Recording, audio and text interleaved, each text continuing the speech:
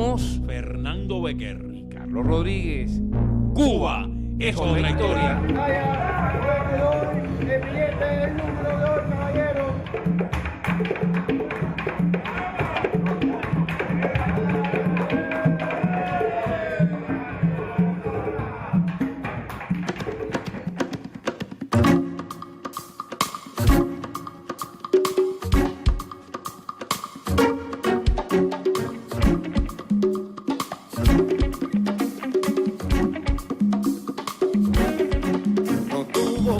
Quien nos inventó el dinero, ni el pobre chino que a la pólvora dio a luz, ni la oratoria encumbrada de los griegos, ni el carpintero de la tan famosa cruz, ni aquella bala de andar perdida, ni los gusanos en la cosecha podrida. Huérfana culpa, vuela sin dueño, donde se posen nunca crecerán los sueños.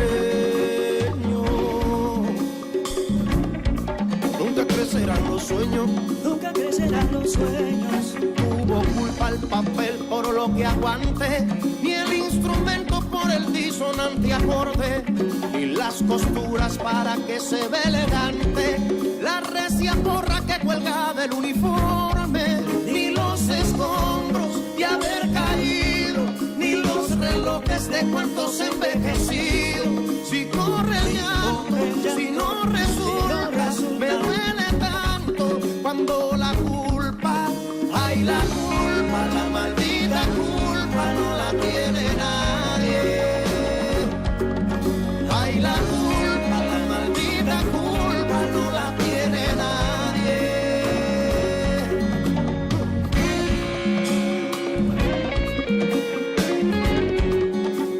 ¿Cómo que no la tiene nadie?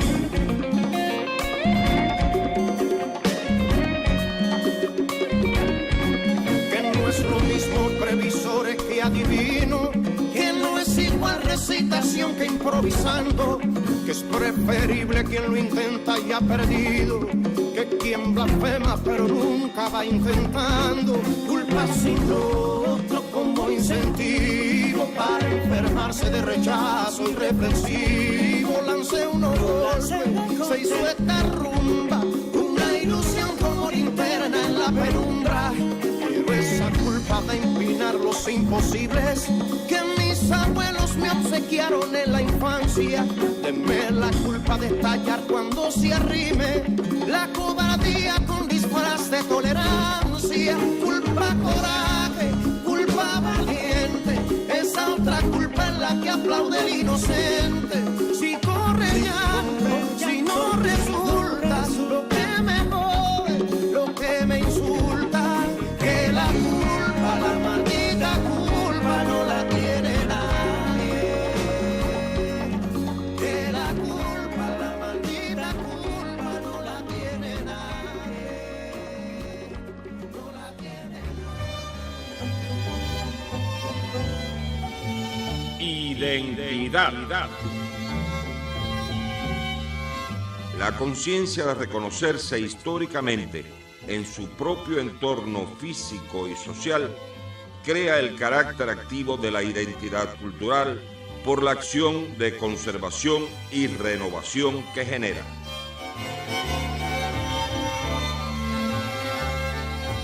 Si nos preguntaran qué es cubanía para nosotros, diríamos que es ese encontrarse en otro país y pensar constantemente en el nuestro, y al llegar a Cuba y verse rodeado de su naturaleza y de sus colores, es sentirse inspirado para escribir unos versos o pintar un óleo, como dijera el gran escritor cubano Alejo Carpentier, al referirse a ese otro grande, pero de la plástica, que fue Wilfredo Lan.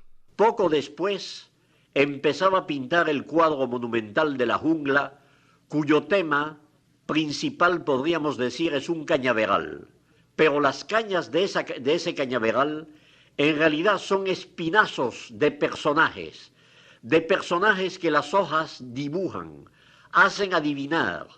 Es decir, que ese cañaveral mágico es en realidad una multitud de personajes vegetales, semianimales, personajes mágicos, personajes que recuerdan los ciertos idolillos de la santería cubana, personajes que a la vez reúnen en una síntesis monumental todas las temáticas que Wilfredo Lam había hecho desarrollar poco a poco en su pintura y que ahora estaba hallando en una síntesis magistral que desde entonces se ha traducido en una obra clásica 1000 veces reproducida. Pero cuando hablamos de cubanía, no solo estamos hablando de Wilfredo Lam, hablamos de Alicia Alonso, Alejo Carpentier, Tomás Gutiérrez Alea, Chucho Valdés, Fran Fernández, Leo Brauer, la Orquesta Aragón, Silvio Rodríguez y muchísimos más. Y a propósito de Silvio, en 1985, durante la celebración del Festival Internacional de la Canción Política, que se celebraba cada año en la RDA, en una conferencia de prensa y refiriéndose a su número, El Unicornio Azul, dijo: Cuando yo era muy pequeño, mi abuela me cantaba una canción de cuando ella era muy pequeña, que a su vez su abuela se la había cantado, y que decía: Señora Santana, ¿por qué llora el niño? Por una manzana que se le ha perdido. Yo le daré una, yo le daré dos, una para el niño y otra para vos. Entonces el niño decía: yo no quiero una, yo no quiero dos, yo quiero la mía que se me perdió. Es probable que ese sea el origen de Unicornio. Mi unicornio azul ayer se me perdió.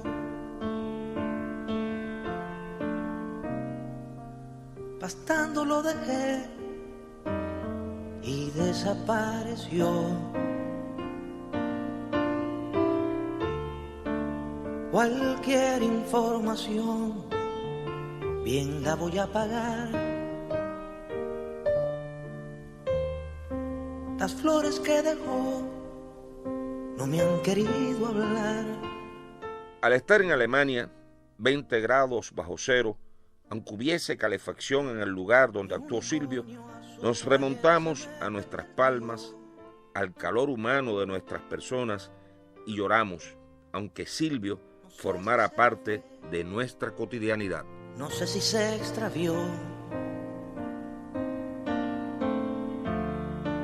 y yo no tengo más que un unicornio azul. Si alguien sabe de él, le ruego información. 100.000 o 1.000.000, yo pagaré. Habló para ustedes Carlos Garcés. Mi unicornio azul se me ha perdido ayer, se fue.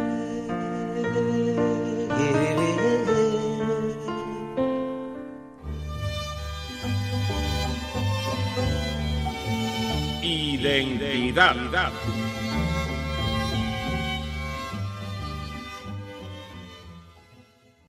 Acere, estamos escuchando a Cuba, es otra historia.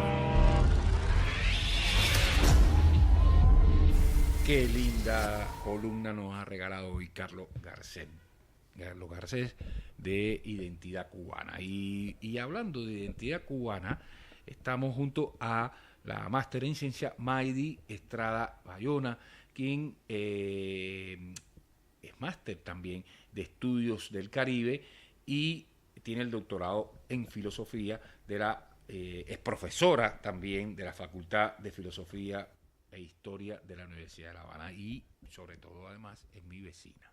Eso es lo más importante. Es lo más importante.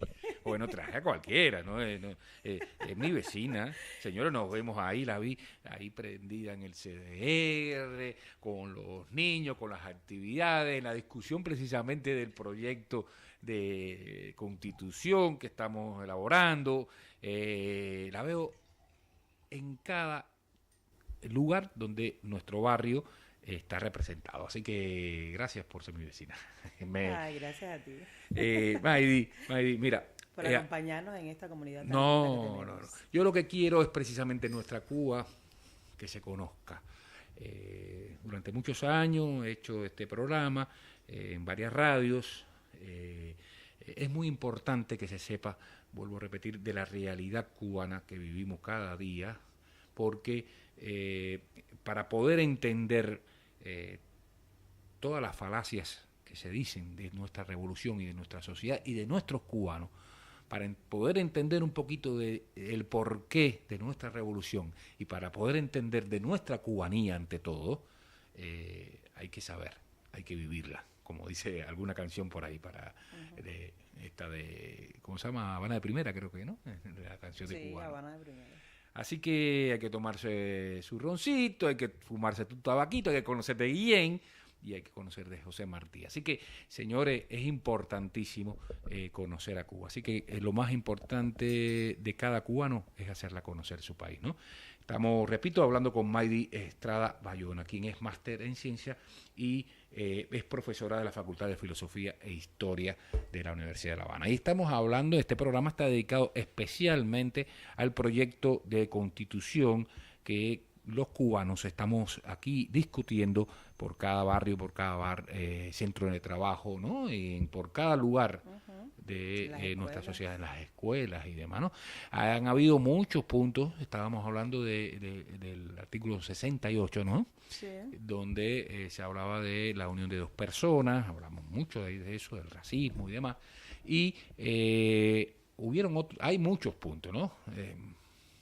Cuéntame algunos y vamos a desarrollar algo, por ejemplo, ¿cuáles? Te digo a ti. Sí, en sentido general, yo creo que el proyecto todo ha sido bien polémico y bien discutido. Pero bueno, siempre hay temas que sobresalen a otros, como bien usted plantea.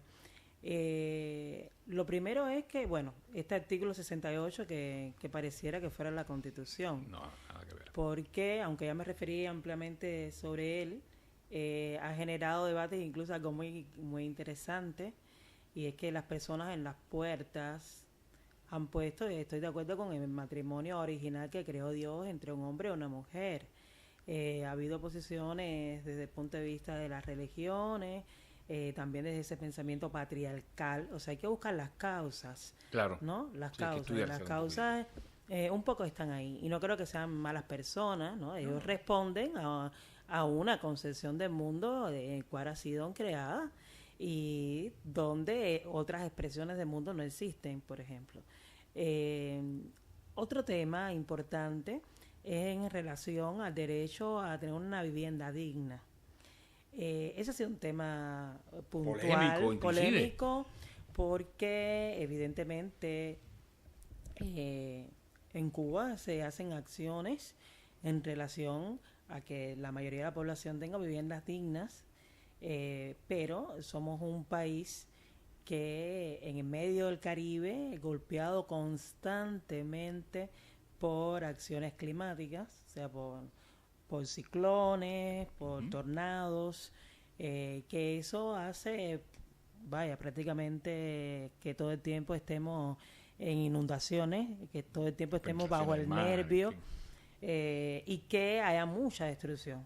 Unido a eso también tenemos los serios problemas económicos que tiene el país. El bloqueo. O sea, y generado en parte también por el bloqueo norteamericano, que impide la producción de muchos materiales que no alcanzamos, materia prima para el desarrollo de materiales, pero eso incluso es negativo en parte, pero también ha desarrollado todo un nivel de creatividad muy grande del pueblo cubano, pero unido también a ese nivel de creatividad, también eso ha generado que muchas personas de varias generaciones vivan en una misma casa.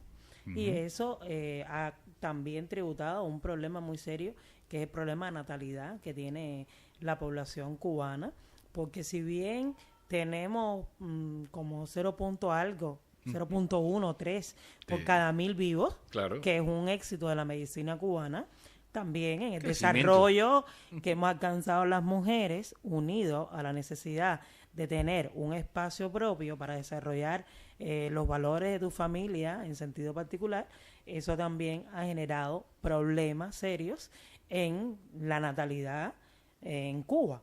Entonces, la necesidad de una vivienda digna, eso ha sido muy altamente discutido. ha sido un punto importante. El otro punto es del tener derecho a un salario y, o sea, derecho a un trabajo y un salario digno. Y en este sentido yo quiero detenerme. Bien. Primero, el derecho a un salario. Por igual, y eso lo tenemos desde la Constitución del año 1976, por igual trabajo en Cuba recibimos, somos remunerados de manera igual. Entiéndase que si eres periodista, máster en ciencia o doctor, hombre, hombre blanco, recibes un hombre o una mujer negra, periodista, máster en ciencia, también el mismo salario. O sea que en Cuba, con la Federación de Mujeres Cubanas, a partir del año 1960, esa lucha por el salario, por la igualdad de salario ante igual trabajo en relación a un hombre, eso es un problema resuelto que tenemos las mujeres en Cuba. Incluso el derecho a la maternidad por 1 año, más 3 meses para que el niño se te adapte al médico, sin contar que en el tiempo de la maternidad, ese proceso de gestación, todas las mujeres cubanas nos convertimos en princesas. Somos los ojos lindos de este país. ¿Qué hace falta? Claro. Que es bien lindo y no por la necesidad de natalidad. O sea, existe siempre, ha sido así. Sí. Es la condición humana que defendemos. Pero, no obstante a eso, hay otra dimensión del problema. Y otra dimensión del problema es que después del derrumbe del campo socialista en el año 1989 y con el recrudecimiento del bloqueo que había ya comenzado en el año 1963, se da un fenómeno que los sociólogos han llamado la pirámide invertida. A ver. La pirámide invertida rompe entonces con el principio que cada cual, según su capacidad, se recibirá según su trabajo. ¿Verdad? ¿Qué quiere decir eso? Que puede ser un intelectual muy altamente calificado, pero no necesariamente tu salario va a ser tan alto, ni tu modo de vida va a ser tan elevado como tu preparación. Y te encuentras personas que, dada también otro fenómeno que es la remesa, que reciben muchos ciudadanos del tercer mundo desde las potencias donde se encuentran sus familiares. En Cuba se hace una muy particular. Estados Unidos y España, nuestras dos metrópolis. Estados Unidos principalmente, luego España también se introduce con toda esta nueva dimensión de que las personas pueden adquirir entonces hasta cierto punto la nacionalidad española y todo lo demás. Ha traído como consecuencia que aparezcan un nuevo sujeto en la sociedad, que le llaman incluso los nuevos ricos, que no necesariamente es coherente con una condición de clase por el principio marxista, ¿verdad?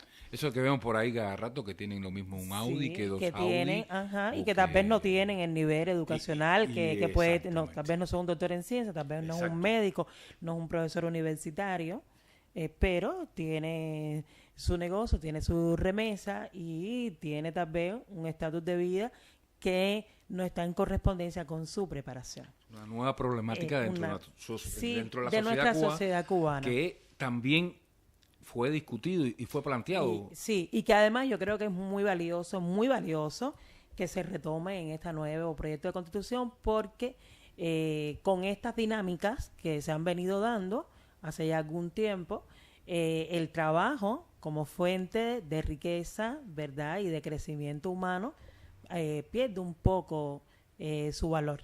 Y una de las cosas que está intencionando este proyecto de Constitución justamente es poner el trabajo o devolverle al trabajo la condición que tiene para el desarrollo humano, que ya lo venía hablando el propio Engels y Carlos Marx en la transformación del mono en hombre, el papel que tiene el trabajo en la transformación del mono en hombre, pero que el trabajo como fuente de riqueza y que tiene que ser el trabajo y que volvamos de nuevo a buscar. ¿Qué pasa con esto? Que unido a esto también el país tiene que recuperarse económicamente. Claro. Y tiene que ser un esfuerzo compartido por todos. De ahí que entremos en uno de los temas que anteriormente había referido, que es la inversión extranjera. Y eso también ha sido un tema polémico en el sentido de que no se discute tal vez que demos garantía a la inversión extranjera, porque de alguna manera eso habla también de nosotros, ¿no? Sin perder nuestros principios de soberanía y de derecho a lo que es nuestro, ¿verdad? pero que, dadas las nuevas condiciones que tiene Cuba hoy, de que ya no todo el sector estatal tiene control sobre el trabajo, digamos. No es que no tenga control, o sea, sigue habiendo control, pero no de garantía del Estado general, todas las fuentes, entiéndase, el trabajo por cuenta propia, que es como se le conoce popularmente, ¿no?